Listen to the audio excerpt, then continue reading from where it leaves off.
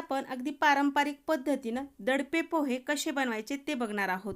ही सविस्तर रेसिपी बघण्यासाठी माझ्या चॅनलला एकदा नक्की भेट द्या आणि सबस्क्राइब करायला विसरू नका। किती दडपे पोहे बनवायचे त्या हिशोबाने पातळ पोहे घ्या। पातळ पोहे स्वच्छ करून नारळाच्या पाण्यामध्ये हे पोहे भिजवून घ्यायचे। भिजवलेले पोहे बाजूला ठेवून द्या। दुसऱ्या भांड्यामध्ये बारीक चिरलेला कांदा, मीठ, साखर, आल्याचा किस, ओल्या नारळाचा चव, कोथिंबीर, अर्ध्या लिंबाचा रस, 2 हिरव्या मिरचीची पेस्ट हे सगळं व्यवस्थित एकत्र करून घ्यायचे। तयार मिश्रण भिजवलेल्या पोह्यामध्ये टाकून पोहे सुद्धा व्यवस्थित एकत्र करून घ्या। वरतून भरपूर फरसाण आणि डाळिंबाचे दाणे टाकायचे।